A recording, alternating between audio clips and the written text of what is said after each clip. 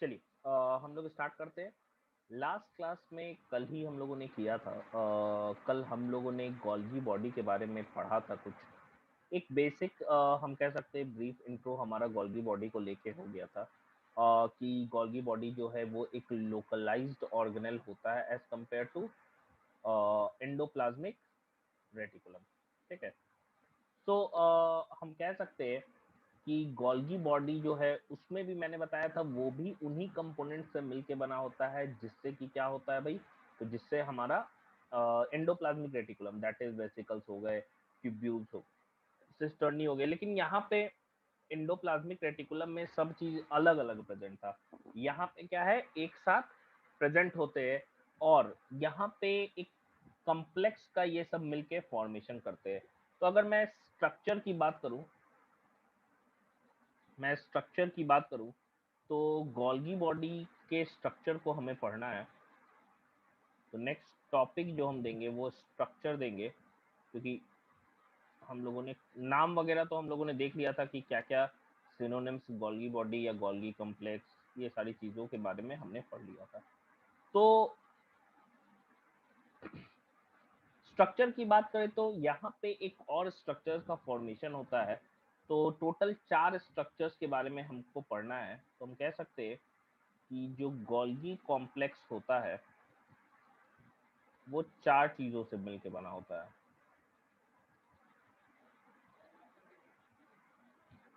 Is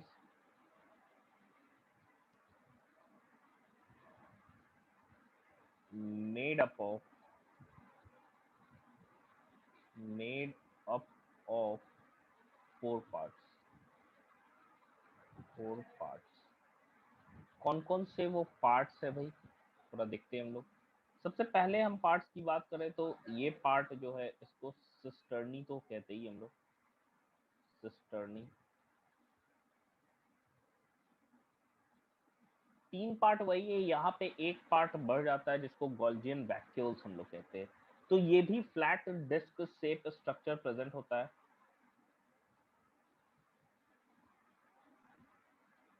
flat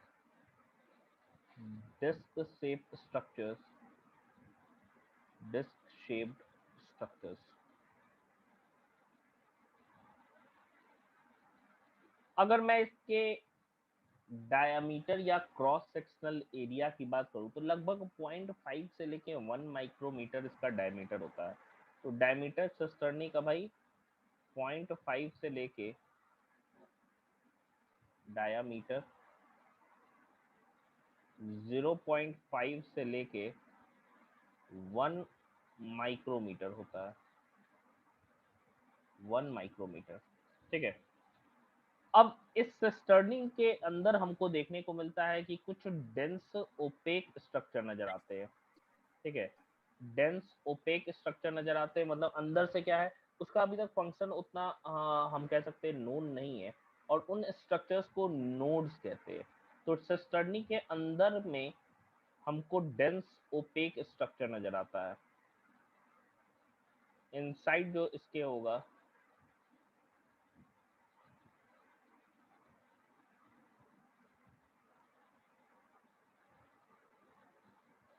dense OPEC structures. OPEC कह रहे हैं क्योंकि उससे लाइट जो है वो पास नहीं हो पाया। तो इन स्ट्रक्चर्स को भाई नोड्स कहते हैं। इनको हम लोग नोड्स के नाम से जानते हैं।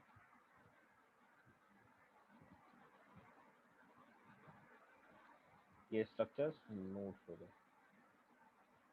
ये पहला कंपोनेंट है। दूसरे कंपोनेंट की हम बात कर रहे हैं तो दूसरा अगर हम लोग इसके नंबर की बात करते हैं, ठीक है, तो सिस्टर्नी का जो नंबर होता है वो डिपेंड करता है कि कितना ज्यादा गोल्गी बॉडी सिक्रीशन में इन्वॉल्व है। मतलब वैसा गोल्गी बॉडी जो कि ज्यादा सिक्रीशन करता है उसमें नंबर ऑफ सिस्टर्नी क्या होता है, ज्यादा प्रेजेंट होता है। नॉर्मली हम लोग देखते हैं कि सिस्टर्नी का नंबर 5 से लेके 10 के बीच वेरी करता है, लेकिन नंबर ऐसे वेरिएबल होता है इसमें, ऐसा कोई फिक्स नहीं है।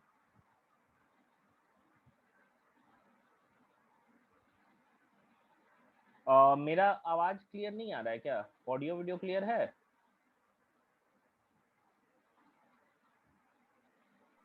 सर नेटवर्क प्रॉब्लम हो रहा है। बाकी लोगों को ऑडियो वीडियो क्लियर है? लैग कर रहा है क्या वॉइस? सौरभ? Yes sir. अच्छा, तो एक काम कीजिए, आप फिर से एग्जिट करके री एंटर कीजिए, ठीक हो जाएगा।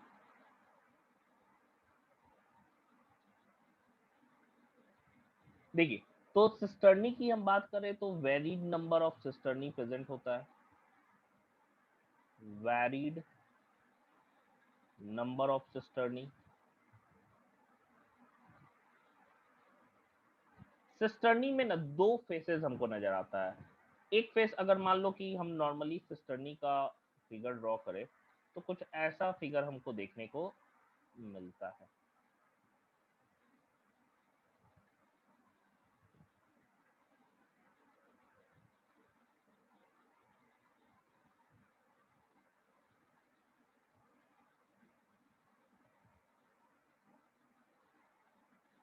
ये वाला जो फेस, इस साइड का फेस हमको नजर आ रहा है, इसको कॉनकेव फेस कहते हैं, क्योंकि वो देखो कॉनकेव सरफेस लाइक है, तो इसको हम कॉनकेव फेस कहते हैं।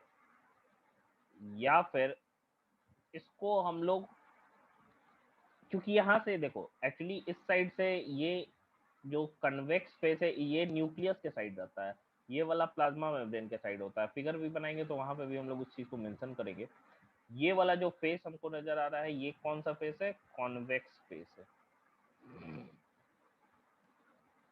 कॉन्वेक्स फेस पे ही सब्सटेंसेस रिसीव होते हैं ईआर के द्वारा, एंड वो एक तरीके से इसको हम लोग सिस फेस भी कह सकते हैं। इसका बहुत सारा नाम होता है, इसको हम लोग सिस फेस कहते हैं। आपने ऑर्गेनिक में सिस और ट्रांस पढ़ा होगा। अच्छा, आपने नहीं पढ़ा होगा, आप पढ़ोगे क्लास 11th ऑर्गेनिक जब स्टार्ट होगा केमिस्ट्री में, तो वहाँ सिस और ट्रांस पढ़ोगे। सिस फेस, या फिर इसको हम लोग फॉर्मिंग फेस कहते हैं, क्योंकि यहाँ जस्ट यहाँ पे सब्सटेंसेस क्या हो रहे हैं? फ्यूज हो रहे हैं, एंड अभी उनका कोई भी मॉडिफिकेशन नहीं हुआ है। कनकेव फेस क्या होता है? इसको हम लोग ट्रांस फेस कहते हैं, ट्रांस फेस, या फिर इसको मैच्योरिंग फेस भी कह सकते हैं। तो सिंपल है, सिस वाला याद रखिएगा कि वहां पे सब्सटेंसेस अभी फ्यूज किए, मैच्योर होके कहाँ से निकलते हैं? इस कनकेव फेस से। तो दो फेसेस है। इसी में मैंने क्या बताया कि डेंस ओपेक स्ट्रक्चर्स नजर आ रहे हैं। ये स्ट्रक्चर्स नजर आते हैं जो कि डेंस ओपेक स्ट्रक्चर्स है, और इन्हीं स्ट्रक्चर्स को हम क्या कह रहे हैं भाई? नोड्स।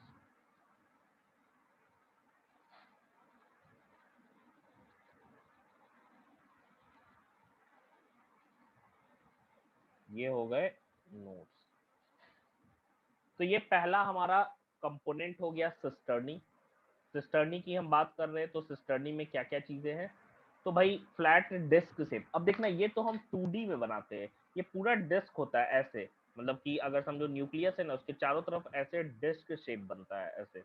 ऐसा नहीं कि खाली एक ट्यूब जैसा रहेगा, डिस्क रहेगा।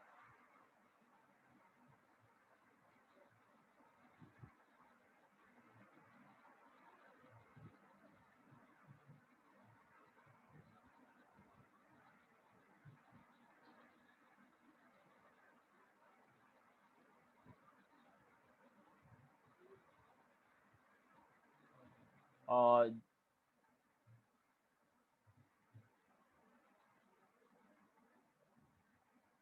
जो ओप्पो F11 से फोन से काइंडली रीनेम योरसेल्फ, आप रीनेम कर लो so that we can identify.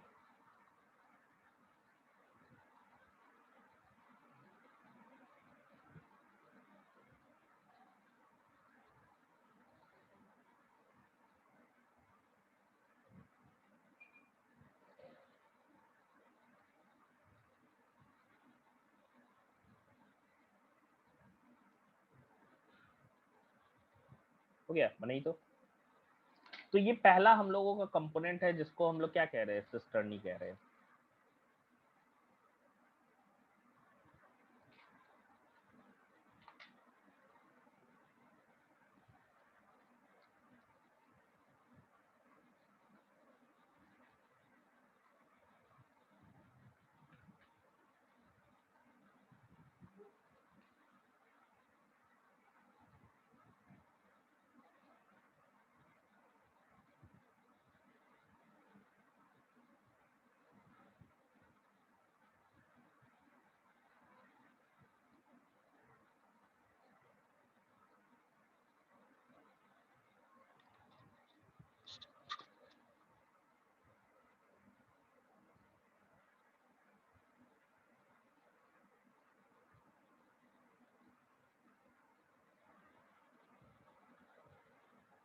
हो गया क्या? तो भाई सिस्टर्नी जो है हम लोगों का ये ऐसा है। सिस्टर्नी के साथ मैंने क्या बताया, ट्यूब्यूल्स भी प्रेजेंट होते हैं। I am changing the slide. हो गया सबका?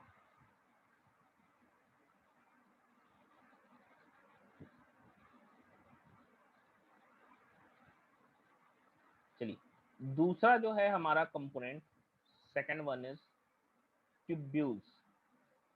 सेकंड जो हमारा कंपोनेंट है वो है ट्यूब्यूल्स। ट्यूब्यूल्स, अगर हम ट्यूब्यूल्स की बात करें तो ये सिंपल क्या है, ब्रांच्ड होते हैं, इररेगुलर होते हैं और ट्यूब लाइक स्ट्रक्चर होते हैं। These are branched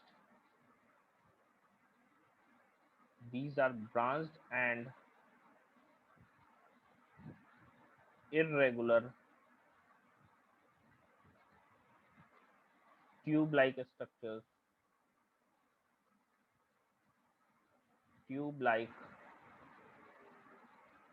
structures associated with associated with cisterning, associated with cisterning। इसी को हम लोग ट्यूब्यूल्स के नाम से जानते हैं।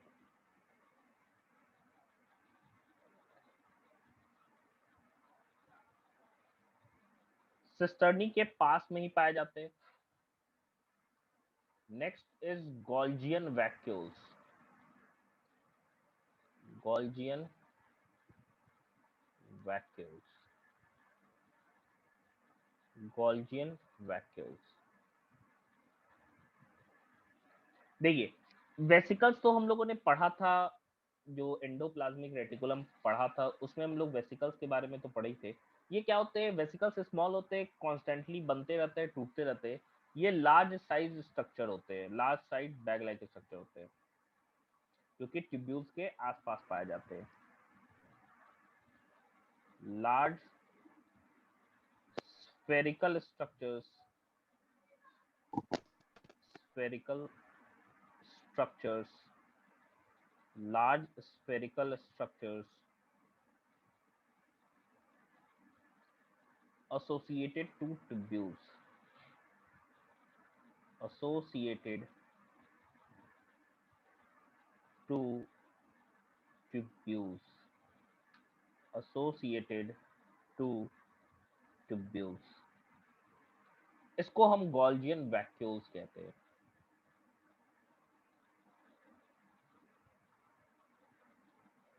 Next is vesicles.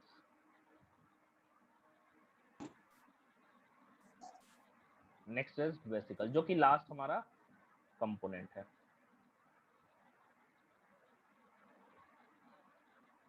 Vesicles,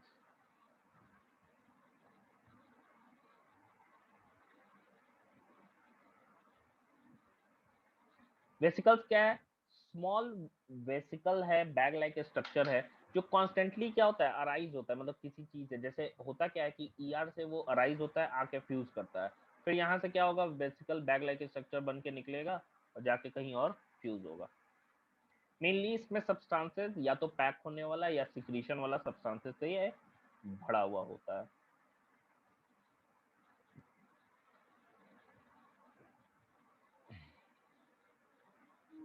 spherical structures arise by budding,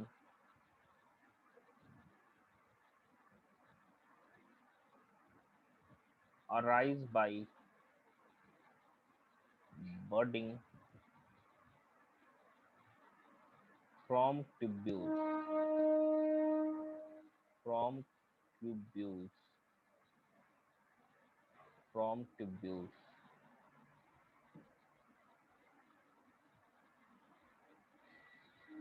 These are filled with secretory materials, filled with secretory substances, secretory substances। लिखिए तो अब हम लोग डायग्राम इसका बनाएंगे। लिखिए तो यहाँ पर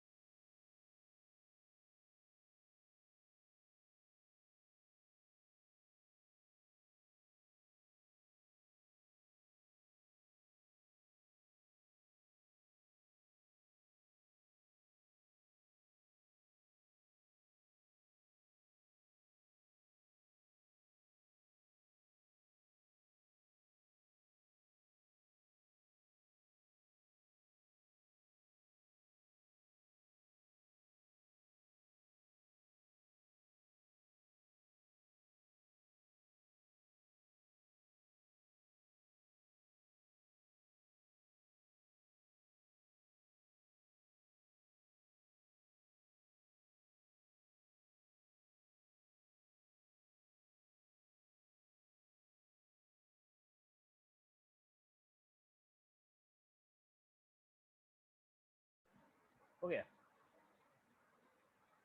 चलिए अब देखिए इसके डायग्राम की हम बात करें कि डायग्राम सिक्रेटरी सब्सटेंसेस फ्रेश जो भी सब्सटेंस है जिसको सिक्रेट मान लो कि दूसरे ऑर्गेनल के पास कोई रिक्वायर्ड सब्सटेंसेस को जाना है या सेल से बाहर जाना है तो उन सबको सिक्रेटरी सब्सटेंस कहते हैं। मेनली मेन फंक्शन भी हम लोग गोल्गी बॉडी का देखेंगे कि मेन फंक्शन जो होता है वो एक्चुअली सिक्रीशन ही होता है।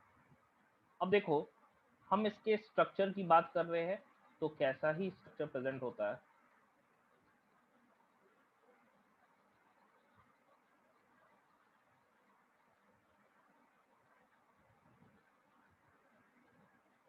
ये सिस्टर्नी जो होते हैं वो अनब्रांच्ड होते हैं।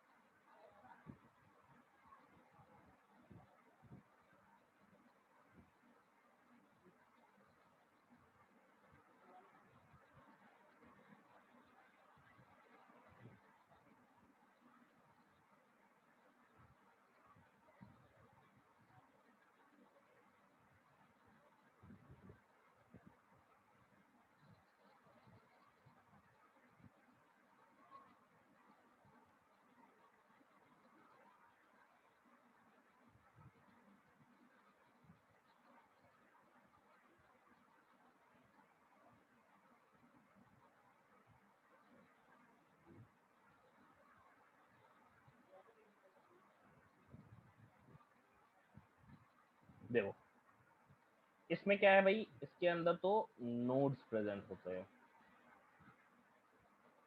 इसके अंदर नोड्स प्रेजेंट होते हैं। सबसे पहले नोड्स क्या है, डेंस ओपेक सब्सटेंसेस।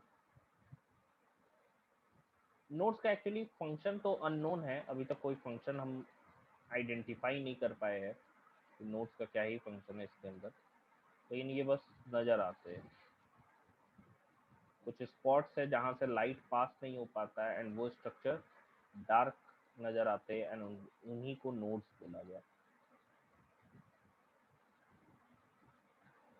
जैसा कि मैंने बताया कि इसके दो फेसेस है। एक क्या हो गया, एक फेस हो गया फॉर्मिंग फेस या उसी को हम लोग क्या कहते हैं, सिस फेस भी कहते हैं।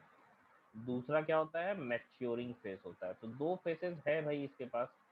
एक जो है वो है सिस फेस, दूसरा वाला जो है वो है ट्रांस फेस।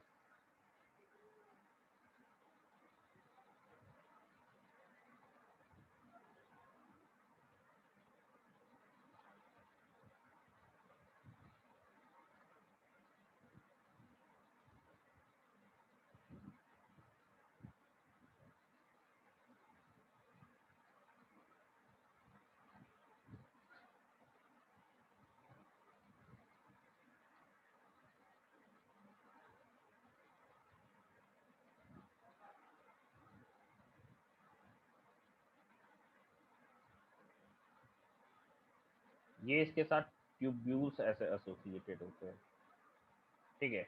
एंड ये ट्यूब्यूल्स जो होते हैं इरेगुलरली शेप्ड है, ये अंदर समझो हॉलो है, ठीक है।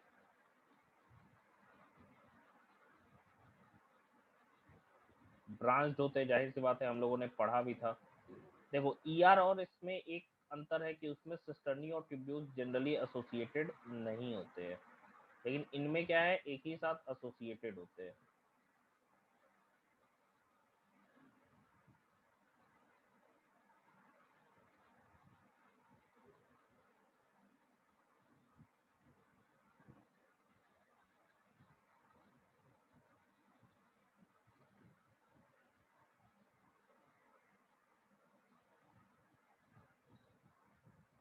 ये ट्यूब्यूल्स हो गए, ये सिस्टर्नी हो गया।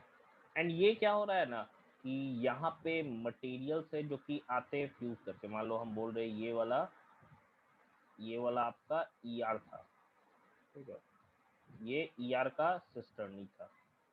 अब ईआर मैंने क्या बताया कि आके फ्यूज करेगा, एंड जो भी सब्सटेंस ईआर को सिक्रीट करना है, मान लो हम बोल रहे हैं ईआर जो है इसको कुछ सब्सटेंसेस इसके अंदर सिक्रीट करना है, ये इसको भर देगा यहाँ पे, ठीक है।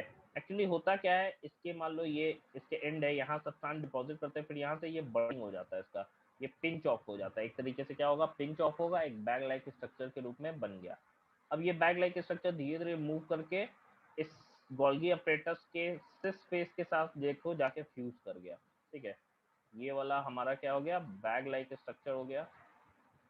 ये बैग लाइक स्ट्रक्चर जो है ये कंटेन कर रहा है किसको, सिक्रेटरी वेसिकल या वैसे सब्सटेंसेस है जिसको मॉडिफाई होना है, ठीक है।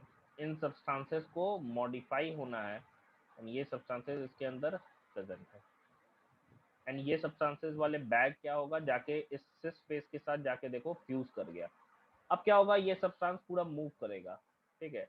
ये सब्सटेंस यहाँ फ्यूज किया, फिर मूव किया, केमिकल मॉडिफिकेशन होगा इसके थ्रू, एंड ये पैकेज हो जाएगा इस वेसिकल के रूप में या इस बैग लाइक स्ट्रक्चर्स के रूप में। मान लो इसका मॉडिफिकेशन हो गया, एंड मॉडिफिकेशन होके ऐसा bag like structure pinch of हुआ, फिर बडिंग हुआ जैसे हम कह रहे हैं। फिर वहां से क्या हुआ, ये बैग लाइक स्ट्रक्चर बडिंग के रूप में बाहर निकल जाएगा, तैयार है अब ये जाने के लिए कहाँ पे, या तो सेल के अंदर दूसरे किसी ऑर्गेनेल के पास, या हम कह सकते हैं कि सेल से बाहर। तो इसके अंदर सब्सटेंसेस जमा हो गए जिसको उसको बाहर भेजना है। तो यही चीज हो रहा है। इसी के साथ यहाँ पे हमको कुछ लार्ज हम कह सकते हैं कि लार्ज स्फेरिकल स्ट्रक्चर्स जो है वो नजर आ रहे हैं इस ट्यूब्यूल्स के साथ।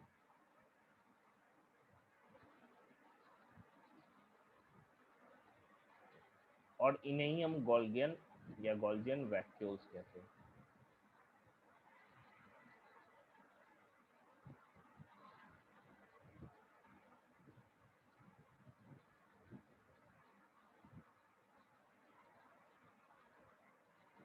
तो एक एक करके मेंशन करते, अगर देखो ये वाला फेस कौन सा हो गया हमारा, ट्रांस फेस हो गया, और बाकी सब नाम है पहले लिखे हम लोग, ट्रांस फेस। ये वाला क्या हो गया, सिस फेस हो गया, cis face. Trans cis face रहता किस साइड है, न्यूक्लियस के साइड, टुवर्ड्स न्यूक्लियस हम लिख सकते हैं, टुवर्ड्स न्यूक्लियस। ट्रांसफेस की बात कर रहे हैं तो ट्रांसफेस कहाँ रहता है, सेल मेम्ब्रेन की तरफ, टुवर्ड्स। सेल मेम्ब्रेन को प्लाज्मा मेम्ब्रेन या पीएम भी कहते हैं, ठीक है। पीएम से प्राइम मिनिस्टर नहीं, यहाँ पे प्लाज्मा मेम्ब्रेन। ये क्या हो गए आपके, सिस्टर्नी हो गए, सिस्टर्नी हो गए। सिस्टर्नी के साथ एसोसिएटेड ये क्या हो गया, ट्यूब्यूल्स हो गया, ट्यूब्यूल्स। ये लार्ज क्या हो गए, गॉल्जियन वैक्यूल्स हो गए, गॉल्जियन वैक्यूल्स। ये क्या हो गया, वेसिकल्स हो गए। मैंने लिखा भी था कि वेसिकल जो होता है वो कॉन्स्टेंटली बनते रहता है, टूटते रहता है। ये आके क्या हो गया, फ्यूज कर रहा है यहाँ पे, ये फ्यूजिंग हो गया। ये यहाँ से क्या हो रहा है, अराइजिंग हो गया, अराइजिंग। एंड ये क्या हो गया, एक मैच्योर वेसिकल हो गया। अब ये तैयार हो चुका है यहाँ पे भी जाने के लिए। एंड इसके अंदर क्या बढ़ा हुआ है, सिक्रेटरी सब्सटेंसेस। ये वाला क्या हो गया, ईआर हो गया। क्योंकि हम लोगों ने पढ़ा भी था कि जो भी सब्सटेंस ये गोल्गी बॉडी पैक करता है वो असल में कौन देता है, ईआर ही प्रोवाइड कर रहा होता है। तो ये हमारा स्ट्रक्चर हो गया गोल्गी ऑपरेटर्स का। नोट डाउन करिए तो।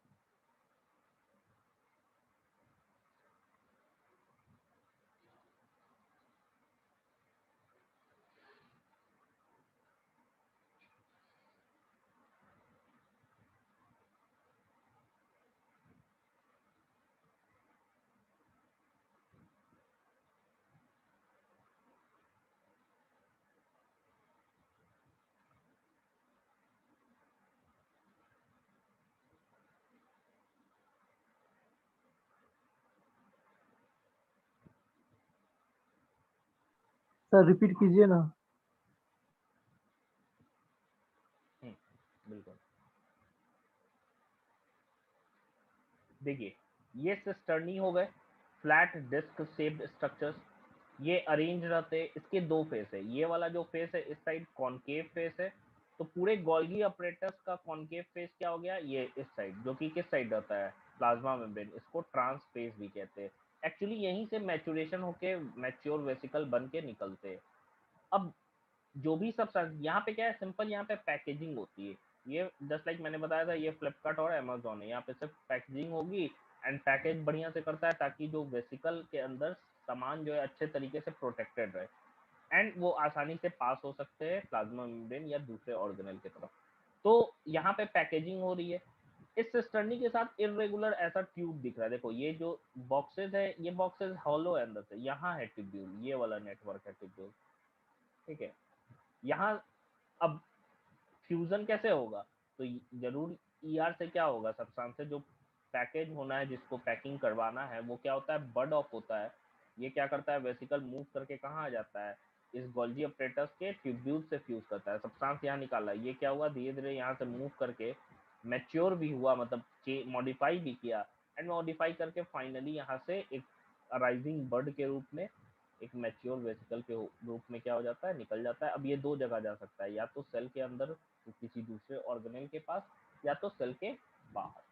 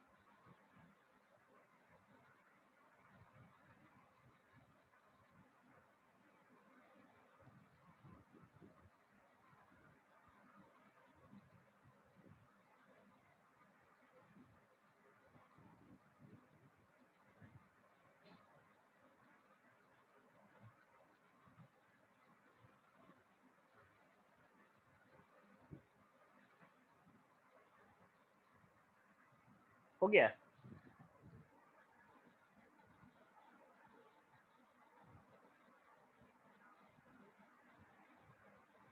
और रौनक, बिल्कुल ये ट्यूब जैसा ही होता है। ट्यूब्यूल्स हम लोग पढ़े थे, याद करिए, कुछ ऐसा इरेगुलर शेप था। तो ईआर में तो अलग अलग होता है, तो ट्यूब जैसा, ये अंदर भी ट्यूब जैसा है, मतलब बहुत सारे ट्यूब जो है वो फ्यूज हुए हुए ऐसे, समझो। बहुत सारा जो ट्यूब है ऐसे ऐसे फ्यूज हुआ हुआ है, ऐसे फ्यूज हुआ हुआ है, तो इसीलिए कुछ ऐसा दिख रहा है। ये अंदर से ये ट्यूब जैसा ही है।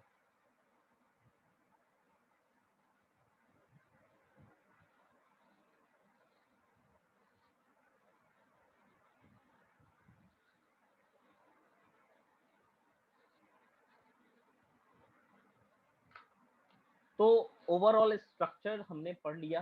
अब लास्ट टॉपिक है हमारा गोल्गी ऑपरेटर्स में, जो कि है इसके फंक्शन को हमें देखना है कि क्या क्या ये रोल प्ले करता है। यस बिल्कुल रौनक, network of cube.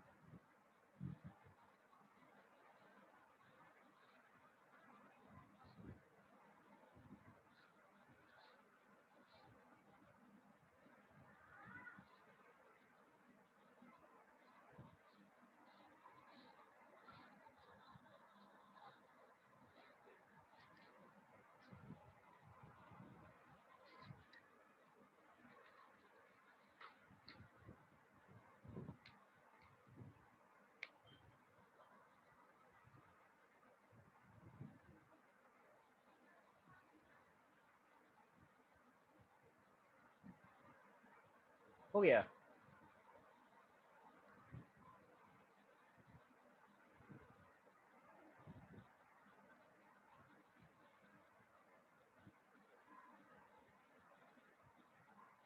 Okay, 2 minute दे रहे, जिनका नहीं हुआ जल्दी से बना लीजिए, फिर हम लोग फंक्शन देखते हैं।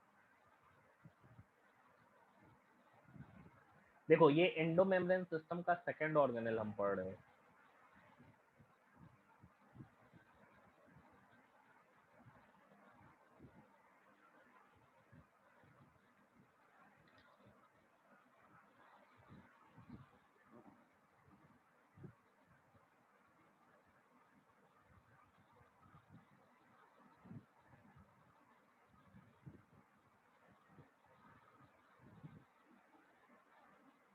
ये एफ है, फ्यूजिंग है।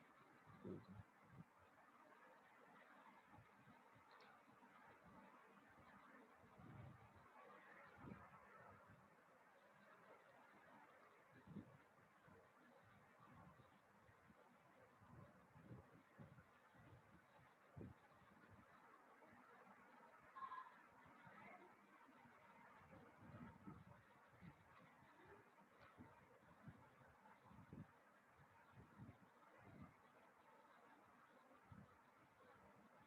चलिए नेक्स्ट इसके फंक्शंस को हम देखते हैं।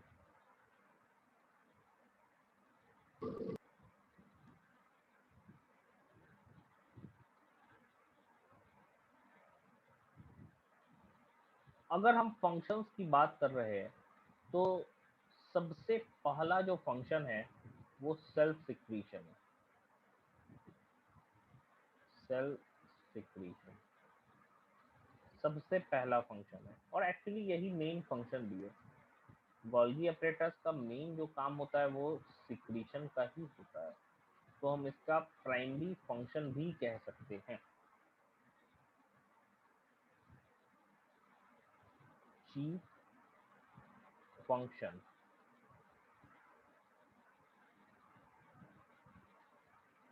Of Golgi body,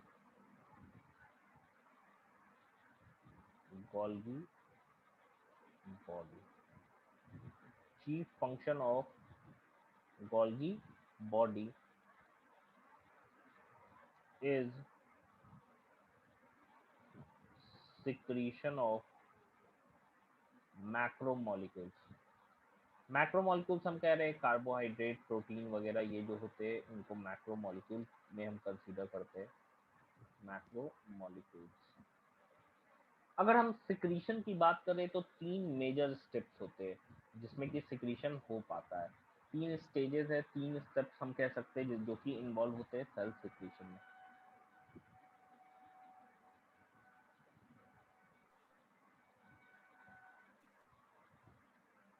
Secretion involves 3 steps, involves 3 steps, 3 steps। क्या भाई, सबसे पहला जो स्टेप होगा उसमें तो यही होगा ना कि जो सब्सटेंसेस सिक्रीट होना रहता है, एक्चुअली उन सब्सटेंसेस का हम कह सकते हैं कि रॉ मटेरियल या फिर वो सब्सटेंसेस जिसको सिक्रीट करना है मॉडिफाई करके, वो तो ईआर ही प्रोड्यूस कर रहा है ना, तो ईआर से क्या होगा, वेसिकल आके फ्यूज होंगे। ठीक है, ये पहला है। तो फर्स्ट स्टेज की हम बात करें तो यहाँ पे गोल्गी बॉडी को क्या मिलेगा, वेसिकल मिलेगा ईआर के द्वारा। Golgi body receives the materials from ER,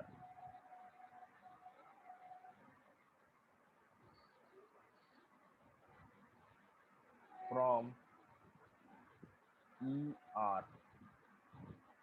किस फेस पे मिलेगा, जाहिर सी बात है, मैंने अभी बताया भी कि जो फॉर्मिंग फेस होता है, जो कॉन्वेक्स फेस होता है, जो किधर होता है, न्यूक्लियस के टूवर्ड्स उधर ही, तो through it's cis face. Cis face को ही कॉन्वेक्स फेस कहते हैं, कॉन्वेक्स फेस। इसके बाद से क्या होगा, केमिकल मॉडिफिकेशन होगा वो सारे सब्सटेंसेस का, ताकि वो सब्सटेंसेस आसानी से मूव कर सके और एक स्टेबल स्ट्रक्चर में कन्वर्ट हो जाए। तो जैसे कि अगर हम लोग बोल सकते हैं कि मॉडिफिकेशन जो होता है प्रोटीन और लिपिड्स का ज़्यादातर होता है, उनका ग्लाइकोसाइडेशन होता है। ग्लाइकोसाइडेशन कहने का मतलब क्या हो गया कि उसमें कार्बोहाइड्रेट जो है वो एक तरीके से ऐड ऑन किया जाता है। जैसे कि ग्लाइकोसाइडेशन के बाद जो प्रोटीन्स होते हैं उनको ग्लाइकोप्रोटीन्स कहते हैं, एंड जो लिपिड्स होते हैं उनको ग्लाइकोलिपिड्स कहते हैं। याद करिए हम लोगों ने प्लाज्मा मेम्ब्रेन के स्ट्रक्चर में ग्लाइकोलिपिड्स और ग्लाइकोप्रोटीन को भी देखा था, एंड वहां पे भी मैंने बताया था कि वो स्ट्रक्चर जिसमें कि क्या है, वो प्रोटीन जिसमें कार्बोहाइड्रेट प्रेजेंट है उसको ग्लाइकोप्रोटीन कहते हैं, एंड वो लिपिड जिसमें कि हम कह सकते हैं कि उसका मॉडिफिकेशन किया गया, उसमें कार्बोहाइड्रेट प्रेजेंट हो गया, तो उसको ग्लाइकोलिपिड कहते हैं। एक्चुअली ग्लाइको वर्ड जो है वो शुगर के लिए यानी कि कार्बोहाइड्रेट के लिए यूज हम करते हैं। तो सेकंड जो स्टेप है भाई, वहां पे क्या हो रहा है, मॉडिफिकेशन हो रहा है। these materials these materials are chemically these materials are chemically modified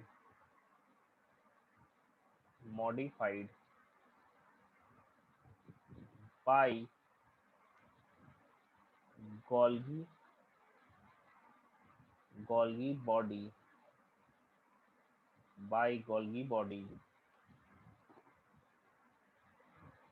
For example,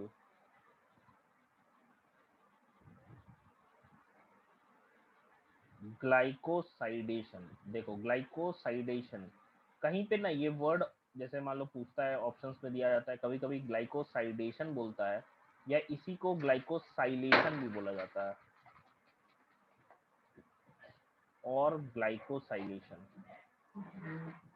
glycosylation इसके ग्लाइकोसाइलेशन के बारे में आपको, और ग्लाइकोसाइडेशन के बारे में मेनली केमिस्ट्री में ही आप पढ़िएगा। ऑफ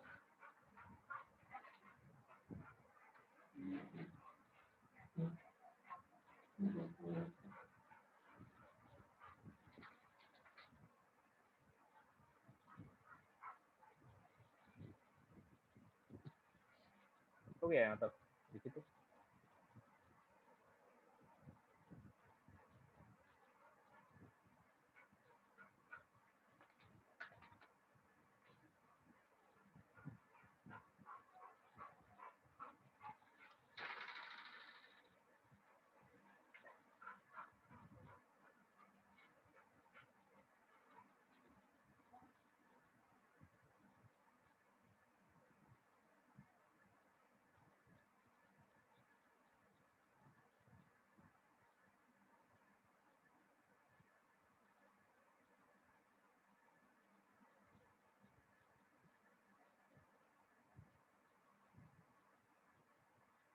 ठीक है, glycosylation and glycosylation of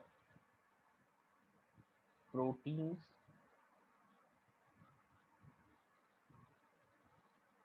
and lipids yield yield glycoproteins glycoproteins glycoproteins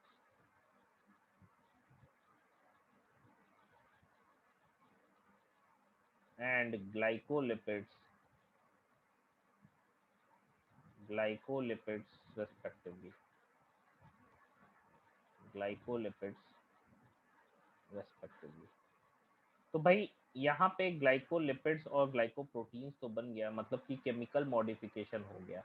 तो तीसरा स्टेज क्या होगा? जाहिर सी बात है उन सब्सटेंसेस अब तैयार है बन के भाई, तो उसको पैकिंग करेंगे, अब बेच देंगे या भेज देंगे, हम कह सकते हैं एक तरीके से।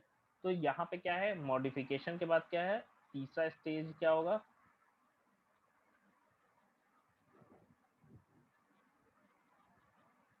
After chemical modification,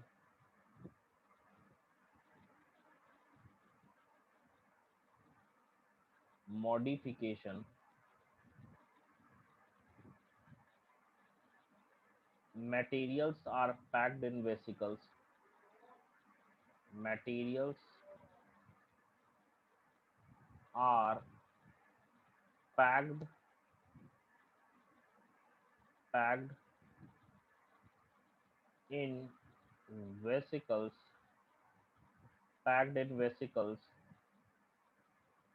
which are pinched of कहने का मतलब क्या होता है? पिंच हम कहते हैं ना, एक चुटकी जैसा, एक पिंच्ड हुआ फिर निकल गया, इसी को पिंच्ड ऑफ कहते हैं। पिंच्ड ऑफ या बड ऑफ भी कह सकते हैं, बड ऑफ। बड ऑफ किस फेज से? From trans phase. यही है हमारा, हम कह सकते हैं कि स्टेप्स जो कि सिक्रीशन में यूज होता है। तो ये तो प्राइमरी फंक्शन था हमारा। अगर हम सेकेंडरी फंक्शन की बात करें या और भी फंक्शंस की बात करें, तो और भी फंक्शंस है। प्राइमरी, ये हमारा प्राइमरी फंक्शन था, सेल सिक्रीशन।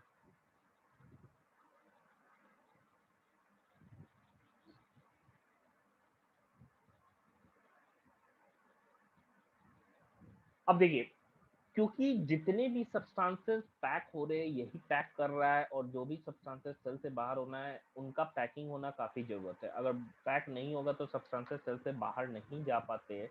इसीलिए, क्योंकि ये एक तरीके से क्या कर रहा है, मैनेज कर रहा है कि कौन सा सब्सटेंस है, कहाँ भेजना है और उसको पैकिंग करना है या नहीं करना है।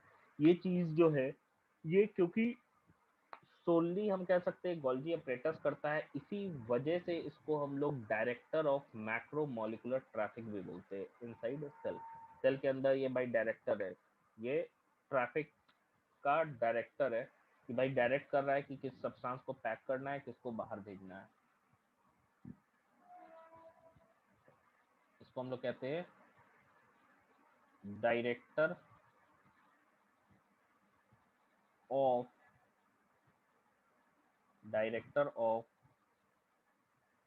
Macromolecular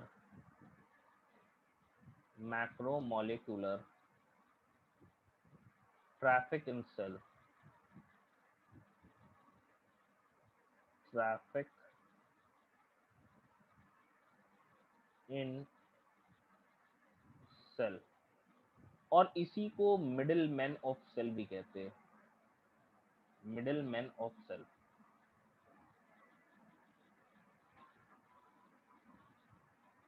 middle man of cell, ये बिचौलिया का काम कर रहा है भाई, किसको भेजना है किसको नहीं भेजना है यही डिसाइड कर रहा है। ये पहला फंक्शन था गोल्गी ऑपरेटर्स का। और भी कुछ फंक्शंस है, इंपॉर्टेंट फंक्शन भी, ऐसा नहीं है, लेकिन मेन फंक्शन या हम कह सकते हैं जिसके लिए गोल्गी बॉडी जाना जाता है वो है सिक्रीशन का।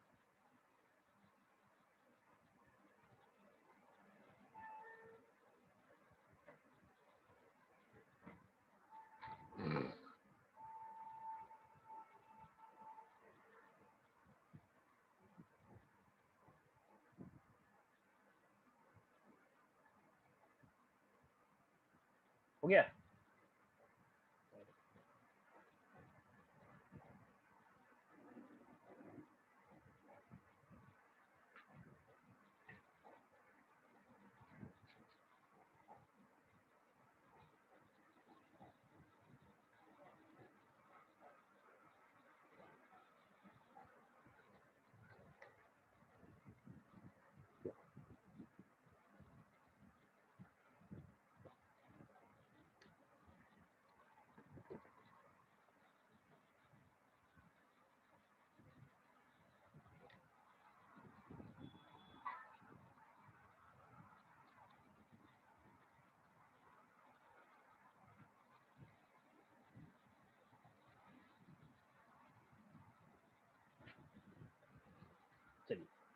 ये हम लोगों का पहला फंक्शन हो गया। नेक्स्ट फंक्शन की हम बात करें सेकंड, तो सेकंड फंक्शन क्या है? ये तो हम लोगों का पहला फंक्शन हो गया। अगर मैं सेकंड फंक्शन की बात करूं तो सेकंड फंक्शन है सेल वॉल मटेरियल्स का सिंथेसिस। याद करिए जिस समय सेल वॉल मटेरियल में बताए थे तो अलग अलग चीज़ें थी, जैसे कि सेलुलोज कौन बनाएगा, जैसे कि हम कह सकते हैं पॉलीसेक्राइड्स का फॉर्मेशन कौन करेगा, जैसे और भी प्रोटीन्स कौन बनाएंगे, तो ये सारे कंपोनेंट्स थे। लिपिड नेचर वाले सब्सटेंस जो है वो कौन बनाता है, तो स्पेरोसोम बनाता है, तो ये सारी चीज़ें थी। तो यहाँ पे जो पॉलीसेकेराइड जो होते हैं उनका सिंथेसिस यही करता है गोल्गी बॉडी। तो सेकंड जो फंक्शन होगा वो है synthesis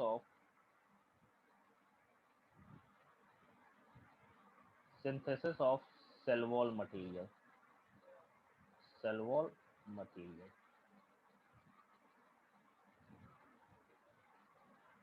synthesis of cell wall material,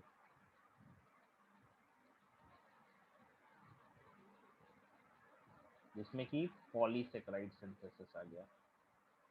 polysaccharides क्या होते हैं, ये चैप्टर नंबर 9 बायोमोलिक्यूल्स हम लोग पढ़ेंगे। इसके बाद सेल साइकिल, फिर बायोमोलिक्यूल, तो उसमें आपको समझ में आएगा कि पॉलीसेकेराइड क्या होते हैं, कितने तरह के होते हैं, कौन कौन से टाइप्स है सिंथेसिस। नेक्स्ट तीसरा नंबर है, तीसरा या हम फंक्शन कह सकते हैं कि सेल प्लेट का फॉर्मेशन करता है। सेल प्लेट है क्या? हम बोल रहे हैं मान लो ये सेल था, ठीक है, इसको डिवाइड करना है, तो क्या होता है कि दो सेल है, एग्जांपल इसको नोट मत करिएगा, एक एनिमल सेल है हमारा, एक प्लांट सेल है। एनिमल सेल में क्योंकि ऊपर से सेल वॉल नहीं होता है तो ये ऐसे कॉन्स्ट्रिक्ट करता है, बाहर की तरफ से क्या होगा, दबेगा, एंड फाइनली क्या है, ऐसे दो सेल में डिवाइड हो जाएगा। तो ये सेल डिवीजन तो हम लोग पढ़ेंगे ही, लेकिन यहाँ पे क्या है, यहाँ पे सेल डिवीजन कैसे होता है, यहाँ पे सेल डिवीजन अंदर से होता है, क्योंकि बाहर से तो ये दब नहीं सकता है। क्यों भाई? क्योंकि रिजिड सेल वॉल है। तो इसमें क्या होता है, गोल्गी बॉडी अरेंज हो जाता है ऐसे, और इसके साथ कुछ फ्रेगमेंट्स ऑफ ईआर भी अरेंज हो जाते हैं, एंड एक प्लेट बना लेते हैं जिसको फ्रेगमोप्लास्ट कहते हैं। एंड धीरे धीरे ये प्लेट क्या होता है, हार्ड हो जाता है, एंड हार्ड होने के बाद दो सेल में ये ब्रेक हो जाता है। तो ये सेल प्लेट फॉर्मेशन का भी काम कर रहा है, किसमें? हम कह सकते हैं सेल डिवीजन के दौरान।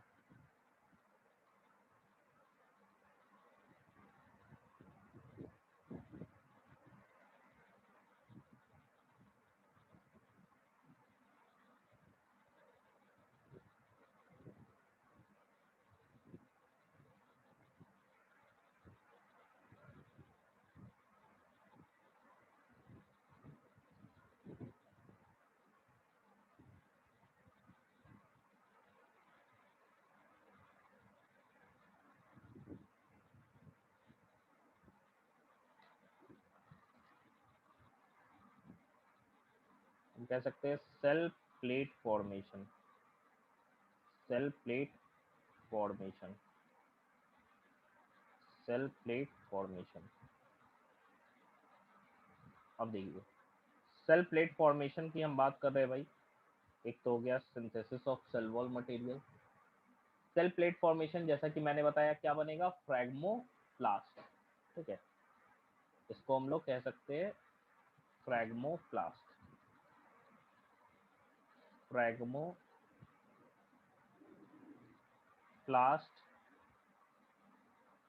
Formation, phragmoplast formation during cell division, during cell division, cell division, इसी को हम कहते हैं सेल प्लेट फॉर्मेशन।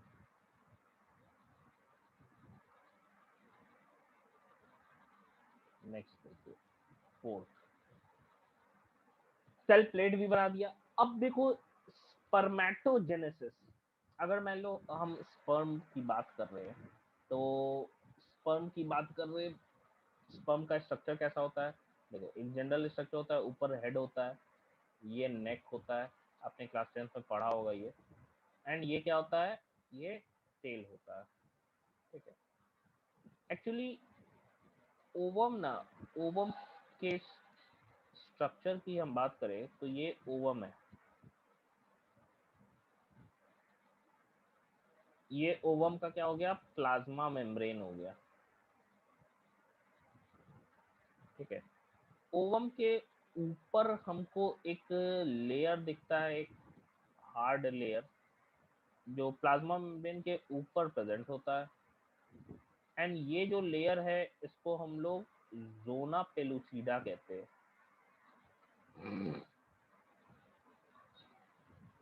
ये जो लेयर है इसको हम जोना पेलुसिडा कहते हैं।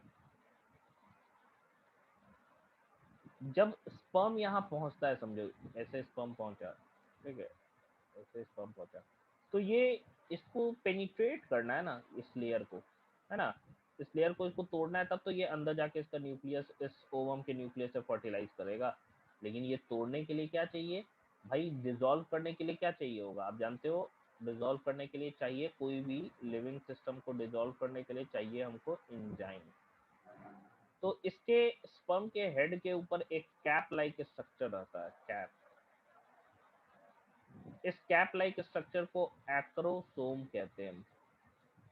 एंड एक्रोसोम के अंदर, एक्रोसोम काम करता है लाइजोसोम जैसा, इसके अंदर एंजाइम्स रहता है, जो एंजाइम इस लेयर को धीरे धीरे क्या होगा, डिसॉल्व करेगा। मान लो कि हम लेयर की बात करें, धीरे धीरे क्या होगा, ये लेयर जो है वो डिसॉल्व करेगा, ऐसे होगा, फिर ऐसे ऐसे, फिर पूरा का पूरा स्पर्म क्या हो जाता है, ह्यूमन के केस में अंदर ही चला जाता है, ये अंदर चला जाएगा एंड अंदर जाके ये फर्टिलाइज कर देगा। तो एक्चुअली एक्रोसोम का काम क्या है, ओवम के मेम्ब्रेन को डिसॉल्व करना, ताकि जो स्पर्म का न्यूक्लियस है वो क्या हो सके, फर्टिलाइज कर सके फीमेल ओवम को। तो ये चीज हमको देखने को मिल रहा है। तो ये जो एक्रोसोम एक्चुअली है, ये एक तरह का लाइजोसोम हो गया, और इसका सिंथेसिस भी कौन कर रहा है, गोल्जी अपरेटस कर रहा है।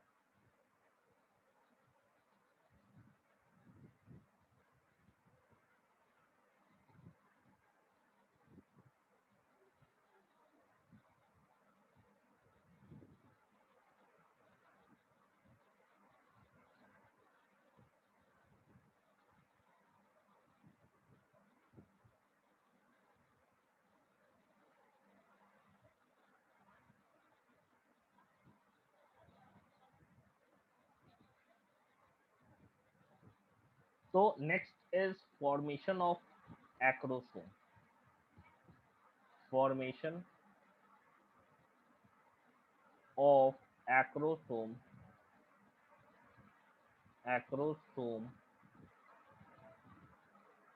of sperm during spermatogenesis. During spermatogenesis. Spermatogenesis. During spermatogenesis. Next, fifth जो फंक्शन है हमारा, वो क्या है कि जो विटेलाइन मेम्ब्रेन होता है एग का विटेलाइन मेम्ब्रेन होता है। विटेलाइन मेम्ब्रेन हम लोग कहते हैं जो कि योक सैक के अराउंड रहता है, या हम कह सकते हैं योक सैक जो होता है, जैसे समझो नॉर्मल अंडा ले लो, ठीक है, उसका जो पीला वाला है, तो पहले उसके ऊपर एक अंदर से मेम्ब्रेन बनता है, तब उसके अंदर क्या होता है, योक का फॉर्मेशन होता है। तो एक्चुअली वो योक है क्या, वो न्यूट्रिएंट होता है जो कि रिस्पॉन्सिबल होता है एक तरीके से, या उसमें न्यूट्रिएंट हाई क्वांटिटी में भरा रहता है, मेनली उसमें फैट ज़्यादा स्टोर रहता है। इसीलिए हम लोग बोलते हैं अंडा का पीला वाला नहीं खाना चाहिए, उजला वाला खाना चाहिए, क्योंकि उजले वाले में क्या है, प्रोटीन है जो कि एल्बुमिन होता है, एंड जो पीला वाला होता है वो सिर्फ और सिर्फ क्या होता है भाई, सिर्फ और सिर्फ प्रोटीन, उसमें भी ऐसा नहीं है, 3 ग्राम प्रोटीन उसमें होता है, 3 ग्राम एग व्हाइट में होता है, टोटल 6 ग्राम प्रोटीन होता है एक अंडे में। नॉर्मल आपका जो डेली कंजम्पशन या रिक्वायरमेंट होना चाहिए फूड का, प्रोटीन का, वो डाइट के हिसाब से होना चाहिए, एंड आपके एक्टिविटी के हिसाब से। नॉर्मल जो सेडेंट्री लाइफ साइकिल जीते हैं, जो मतलब एकदम खेल कूद वगैरह कोई फिजिकल एक्टिविटी में नहीं जाते, 1 ग्राम प्रोटीन पर बॉडी वेट मिलना चाहिए डेली कंजम्पशन। मतलब आपका अगर वजन 50 किलो है तो आपको 50 ग्राम प्रोटीन खाना है डेली।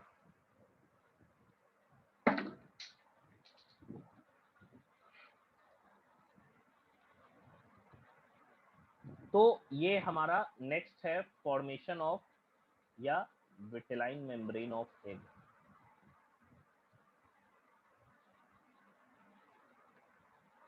मेम्ब्रेन ऑफ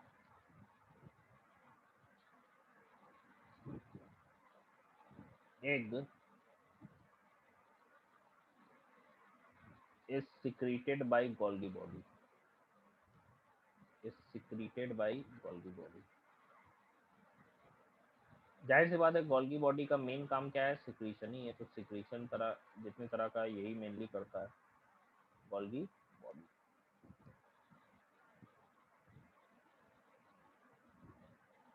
ये 5 फंक्शन तो हम लोग को दिख रहा है, 2 और फंक्शन है यहाँ तक लिख के बता रहे। 2 और फंक्शन में एक फंक्शन तो ये हो गया कि क्योंकि ये गोल्गी बॉडी का काम क्या है, सिक्रीशन, तो जितने भी ग्लैंड्स है, ग्लैंड्स के सेल्स होंगे, जैसे मान लो गैस्ट्रिक ग्लैंड हो गया, जैसे हम कह रहे हैं कि एड्रीनल ग्लैंड हो गया, तो उसमें सिक्रीशन सेल से कौन कर रहा होगा, कहाँ से हो रहा होगा, गोल्गी बॉडी से हो रहा होगा। तो जो भी हॉर्मोन्स है उसका भी सिक्रीशन गोल्गी बॉडी ही करता है। साथ ही साथ हम लोग देखते हैं कि लाइसोसोम्स के भी फॉर्मेशन में यही Golgi body important role play करता है।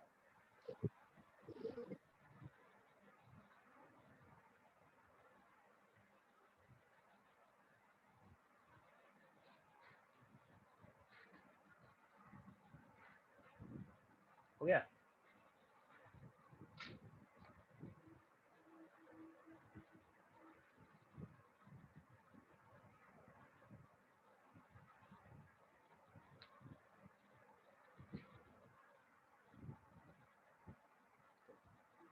नेक्स्ट देखो, फिफ्थ के बाद सिक्स्थ नंबर जो है वो क्या है, formation of lysosomes.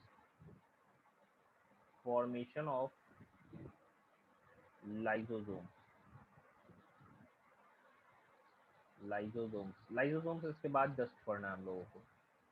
And last जो है वो है secretion of hormones by gland. Secretion of hormones by gland. By gland. Secretion of hormones by gland, ये जो चीज है वो भी क्या कर रहा है, गोल्गी बॉडी कर रहा है। इसी के साथ हमारा गोल्गी बॉडी जो है, जो कि हमारा सेकंड ऑर्गेनेल था इंडो मेम्ब्रेन सिस्टम का, वो फिनिश हो गया। तीसरा ऑर्गेनेल हम पढ़ने जा रहे हैं वो है lysosomes. Third one is lysosomes.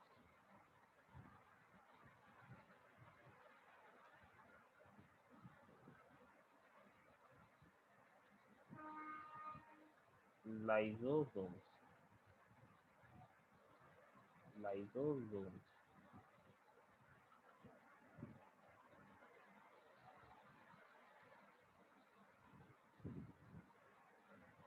Lysosomes, ये तीसरा है। जाहिर सी बात है लाइसोसोम के बारे में हम लोग बहुत पहले से भी पढ़ते आ रहे हैं। लाइसोसोम के बारे में हम लोग बहुत पहले से भी पढ़ते आ रहे हैं, जो कि है क्या क्या चीज। तो हम कह सकते हैं लाइसोसोम जो होते हैं वो एक बैग लाइक स्ट्रक्चर होते हैं, जिसके अंदर क्या होता है, एक हम कह सकते हैं बहुत सारे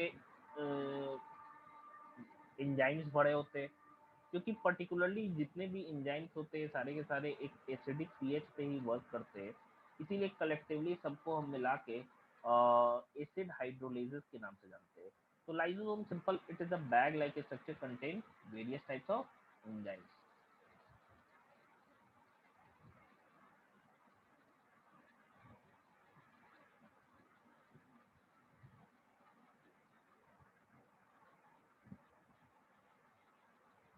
देखो, हम कह रहे हैं सिंपली कि ये क्या है, एक बैग लाइक स्ट्रक्चर है।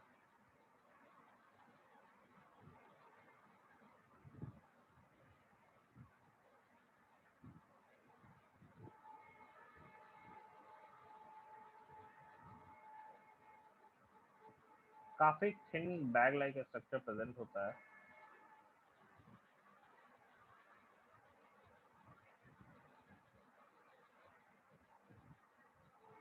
एंड अगर मैं इसके थिकनेस की बात करूँ तो काफी थिन होता है, 0.05 माइक्रोमीटर से लेके 0.5 माइक्रोमीटर तक इसका थिकनेस होता है, ठीक है।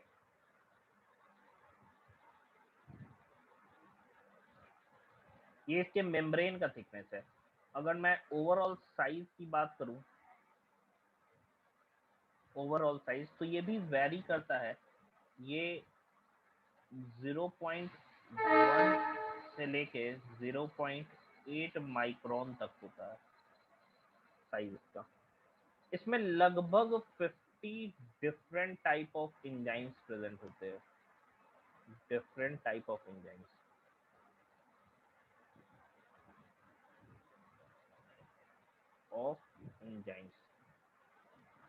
बहुत सारे एंजाइम्स प्रेजेंट होते हैं, जैसे कि एमाइलेज हो गया, लाइपेज हो गया, प्रोटीएज हो गया, बहुत सारे डिफरेंट तरह के एंजाइम्स प्रेजेंट होते हैं जो कि डिफरेंट सब्सटेंसेस को डाइजेस्ट करने के लिए होते हैं। सब जो है ये एसिडिक पीएच पे एक्टिव होते हैं, मतलब 5 से नीचे ही रहता है generally, active at acidic pH. Acidic pH समझो, 7 से कम होता है तो एसिडिक बोलते हैं।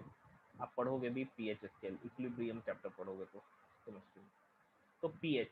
एंड इसी वजह से इनको हम लोग क्या कह रहे हैं, एसिड हाइड्रोलेजेस कहते हैं, acid hydrolases,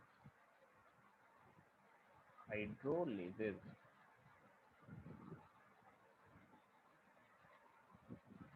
acid hydrolases,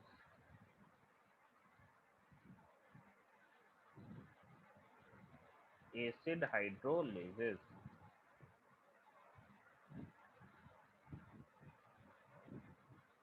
acid hydrolases, ठीक है। अब देखो यहाँ पे लाइसोसोम्स की हम बात कर रहे हैं। अब बहुत सारे ऐसे हम कह सकते हैं, अगर प्रोकैरियोटिक की बात करें, प्रोकैरियोटिक में तो लाइसोसोम पाया नहीं जाता है। तो लाइसोसोम पाया नहीं जाता है, तो लाइसोसोम का मेन काम तो डाइजेशन है। तो क्या प्रोकैरियोटिक, जैसे मान लो हम बैक्टीरिया ले ले रहे हैं, तो बैक्टीरिया के सेल में क्या डाइजेशन नहीं होता है? तो बिल्कुल होता है। तो ये इसका बैक्टीरिया के केस में क्या है, ये इसका सेल मेम्ब्रेन है। किसके केस में हम बात कर रहे हैं? हम बात कर रहे हैं बैक्टीरिया के केस में। बैक्टीरिया क्या है भाई? प्रोकैरियोटिक है। बैक्टीरिया क्या है? प्रोकैरियोटिक है। तो प्रोकैरियोटिक के केस में आपको हमको देखने को मिलता है कि जो सेल मेम्ब्रेन है ना, ये है cell membrane, cell membrane. Cell membrane और सेल वॉल के बीच एक स्पेस होता है, ऊपर सेल वॉल पाया जा रहा है ये, ठीक है। रिजिड स्ट्रक्चर है जो कि सेल वॉल है। इन दोनों के बीच क्या है, एक स्पेस पाया जाता है, ये है सेल वॉल।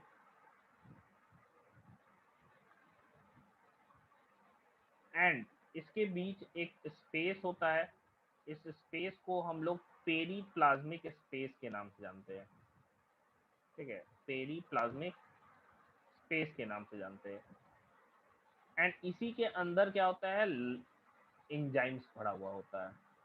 तो ये स्पेस जो हमको दिख रहा है एक्चुअली, ये स्पेस है क्या? ये स्पेस है पेरीप्लाज्मिक स्पेस, पेरीप्लाज्मिक स्पेस।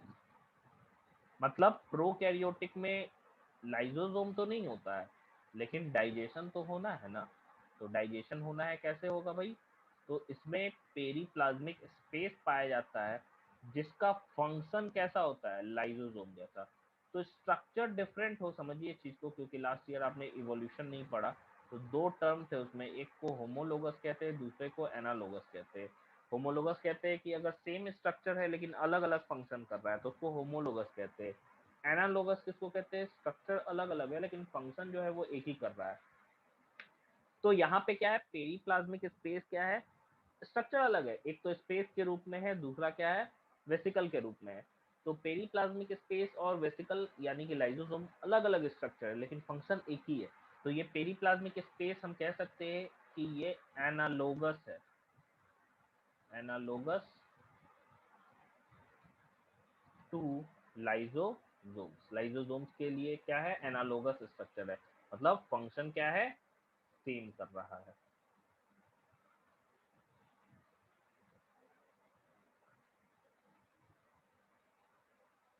तो ये हम लोगों का लाइसोसोम एक जनरल इंट्रो हो गया।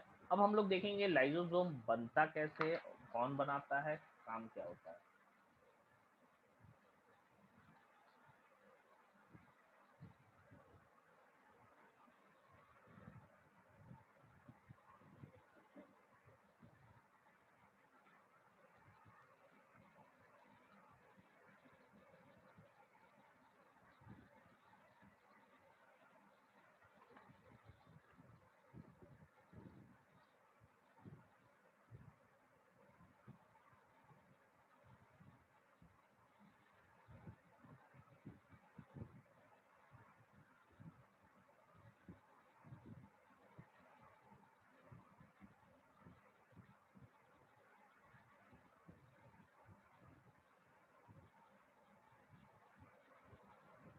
हो गया क्या?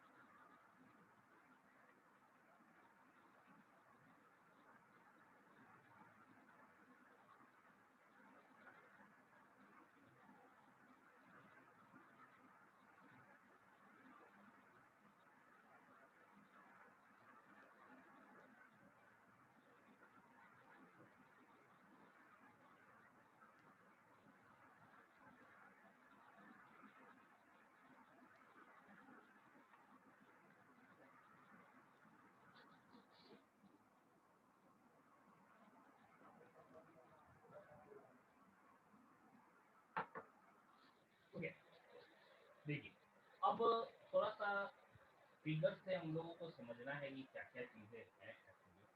और सबसे पहले हम बात करते हैं लाइसोसोम के स्ट्रक्चर की। और लाइसोसोम के स्ट्रक्चर की हम बात कर रहे हैं, लाइसोसोम के स्ट्रक्चर की हम बात कर रहे हैं, तो क्या क्या चीजें नजर आएंगी यहाँ पे। सबसे पहले चार डिफरेंट तरह का लाइसोसोम होता है। कौन कौन सा होता है देखते हैं। सबसे पहले समझो कि जो लाइसोसोम इमीडिएट बनता है, एंड लाइसोसोम मिल के बनाने का काम करता है गोल्गी बॉडी और ईआर। जैसे कि हम लोगों ने देखा भी कि ईआर जो है वो गोल्गी बॉडी को पैक कर रहा है वेसिकल के रूप में, लेकिन वो पैकिंग के लिए जो इंजाइम्स चाहिए वो कौन बना के दे रहा है, वो ईआर से आ रहा है। याद करिए हम लोगों ने देखा था कि जो रॉ मटेरियल है वो ईआर से देखता है, गोल्गी बॉडी सिर्फ उसको पैक करता है। तो ये गोल्गी बॉडी का फंक्शन भी था फॉर्मेशन ऑफ लाइसोसोम। तो लाइसोसोम का जो कोऑर्डिनेशन है वो कंबाइंड इफेक्ट है किस चीज का, हम कह सकते हैं गोल्गी बॉडी और ईआर का। ये मान लो हम कह रहे हैं ये हमारा प्लाज्मा मेम्ब्रेन।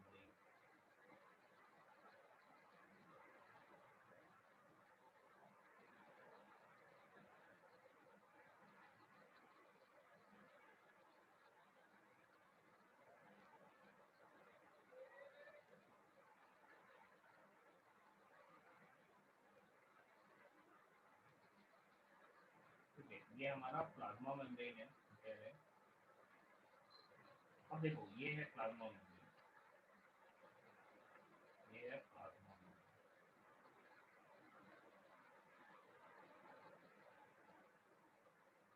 अब देखिए यहाँ से क्या है, डायरेक्टली सब्सटेंसेस मूव भी अंदर करते हैं, डायरेक्टली मूव भी करते हैं, पहले हम बनाते हैं फिर।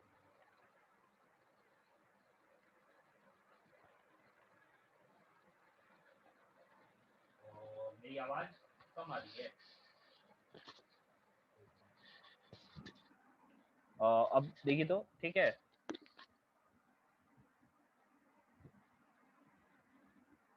हाँ, तो देखिए सब्सटेंसेस एक तरीके से तो डिफ्यूज करते हैं। मान लो बड़े जो फूड मॉलिक्यूल्स होते हैं, बड़े फूड मॉलिक्यूल्स, तो हम लोग जानते हैं फैगोसाइटोसिस, जिसको हम लोग क्या कहते हैं, सेल एनगल्फिंग। ये यहाँ पे मान लो फैगोसाइटोज कर लिया, फैगोसाइटोसिस हुआ, तो सब्सटेंसेस क्या हो गए, अंदर चले गए। जो स्ट्रक्चर आफ्टर फैगोसाइटोसिस, फैगोसाइटोसिस हमेशा किस चीज का होता है, याद रखिएगा, हमेशा फूड का ही हम बोलेंगे, दूसरे सब्सटेंस का नहीं बोलेंगे। ये क्या है भाई, फूड है, ये है फूड। अब ये जो है एक स्ट्रक्चर बन जा रहा है, जिसको हम लोग क्या कह रहे हैं, फैगोसोम कहते हैं। एक है बैग लाइक स्ट्रक्चर बना, जिसके अंदर क्या है भाई, इसके अंदर फूड है। एंड जो सब्सटेंसेस और भी आया था यहाँ से ये ब्लू वाला मान लो आया, ये भी सब्सटेंसेस डिफ्यूज होके आया, इस फैगोसोम के अंदर चला गया। ठीक है, एंड ये जो स्ट्रक्चर बना है, इसको हम लोग क्या कह रहे हैं, फैगोसोम, फैगोसोम। अब इसके अंदर अपना क्या था, ईआर था, अपना क्या था, गोल्गी बॉडी था। ठीक है, अपना ईआर था, अपना गोल्गी बॉडी था। एंड ये दोनों मिल के क्या बनाता है, ये ईआर प्लस गोल्गी बॉडी है, गोल्गी बॉडी। तो ये बनाएगा क्या भाई, ये बनाया एक स्ट्रक्चर इमीडिएट, ये दोनों मिलके एक इमीडिएट स्ट्रक्चर का फॉर्मेशन करता है, जिसको हम क्या कह रहे हैं, लाइजोसोम्स। लेकिन ये लाइजोसोम्स क्या है, अभी अभी जस्ट बना है। ठीक है, ये लाइजोसोम अभी अभी जस्ट फॉर्म हुआ है,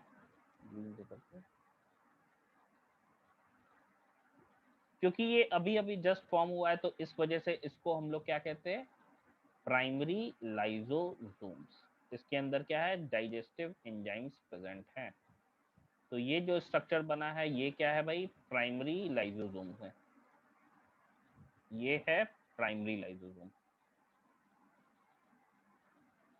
ये है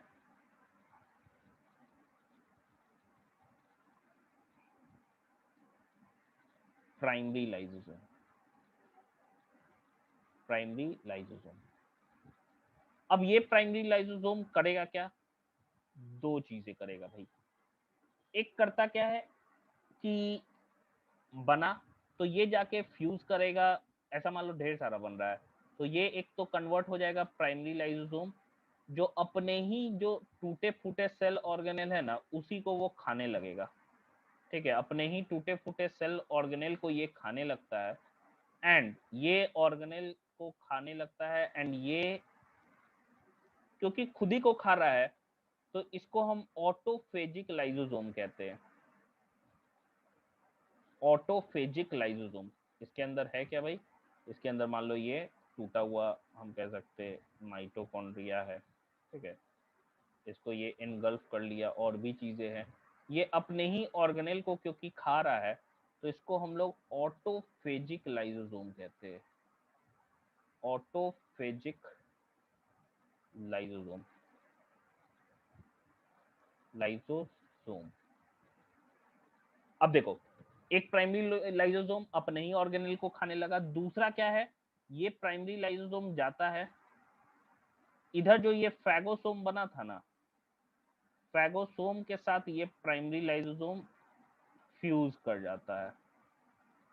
ठीक है, फैगोसोम के साथ ये प्राइमरी लाइजोसोम जो बना है वो फ्यूज कर गया एक तरीके से, फ्यूज कर गया।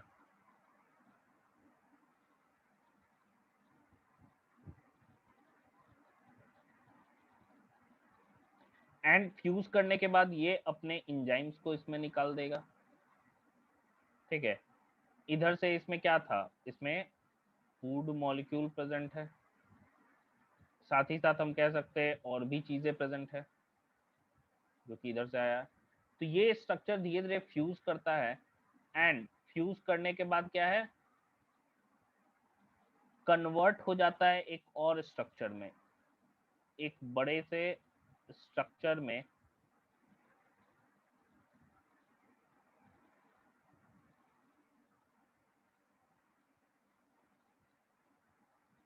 जिसको हम क्या कह रहे हैं भाई,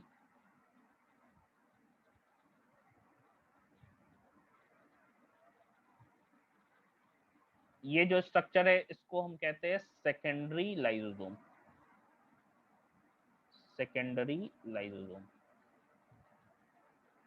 लाइसोसोम। अब यहाँ पे क्या होगा, डाइजेशन हो जाएगा एंड फिर क्या हो जाएगा, एब्जॉर्प्शन हो जाएगा। सारे सब्सटेंसेस क्या हो गए भाई, सारे जो सब्सटेंसेस प्रेजेंट है वो अब इसके अंदर डाइजेस्ट हो गए हैं एंड डाइजेस्ट होने के बाद हम कह सकते हैं कि जो भी सब्सटेंसेस एब्जॉर्ब होना था वो एब्जॉर्ब होने लगेगा।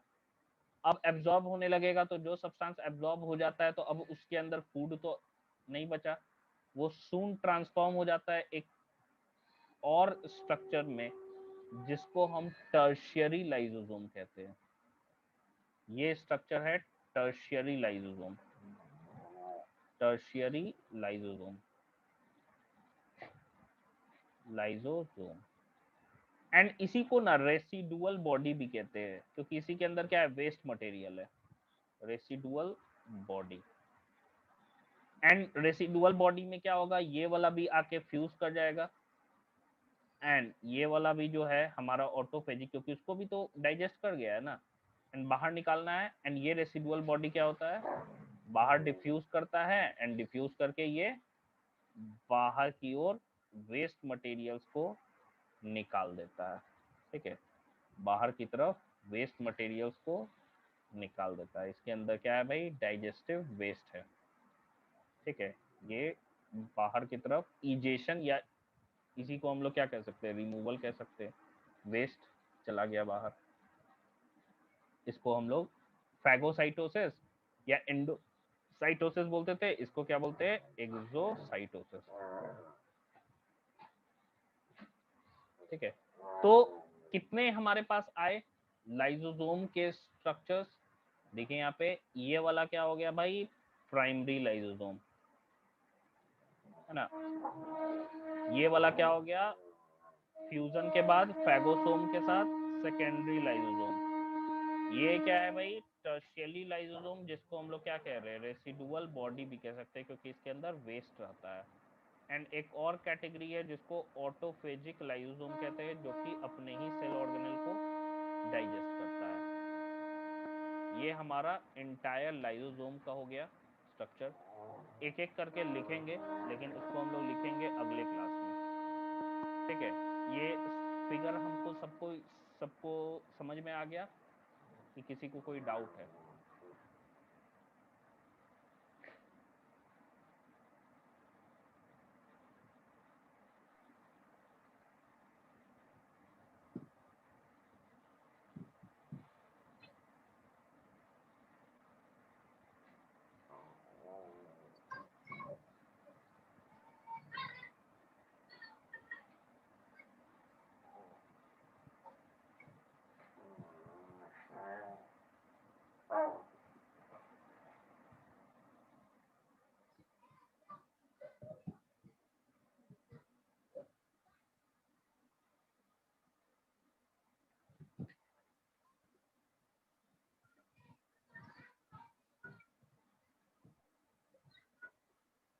हो गया, समझ में आ गया सबको? अनन्या, अंशु, कोमल, क्रेश, महाराज, निशिता, रौनक, सौरभ और श्रेयांश। तो देखिए ये नोट डाउन कर लीजिए एंड इसके आगे जो है हम लोग नेक्स्ट क्लास में करेंगे। तो लाइसोसोम का बेसिकली हम लोगों ने पढ़ लिया कुछ। अब इसके बारे में एक एक करके लिख लेंगे चारों लाइसोसोम के बारे में, एंड फिर उसके फंक्शन को देखेंगे। लाइसोसोम भी हमारा कंप्लीट। लास्ट है वैक्यूल, जो कि एंडोमेम्ब्रेन सिस्टम का लास्ट ऑर्गेनेल है हमारा। प्राइमरी लाइसोसोम रिपीट कर दे, देखो सिंपल है। जो इधर से तो ये खा के फैगोसोम बना है, इससे अभी कोई मतलब नहीं है। ईआर और गोल्गी बॉडी मिलके प्राइमरी लाइसोसोम बनाता है। जो इनिशियली फॉर्म होता है उसको प्राइमरी कहते हैं। इधर से वो क्या करता है, फ्यूज करता है फैगोसोम के साथ एंड बनाता है सेकेंडरी लाइसोसोम। इसको डाइजेस्टिव वैक्यूल भी कहते हैं, क्योंकि यहीं पे क्या होता है, डाइजेशन होता है। कुछ प्राइमरी लाइसोसोम बनाते हैं अपने ही सेल ऑर्गेनल को खाने लगते हैं, तो वो बन जाता है ऑटोफेजिक लाइसोसोम। दोनों में, इसमें भी डाइजेशन हुआ है, इसमें भी, तो दोनों क्या बनाते हैं, टर्शियरी लाइसोसोम, जिसको रेसिडुअल बॉडी कहते हैं, जो कि बॉडी से क्या हो जाता है, सेल से सॉरी बाहर चला जाता है।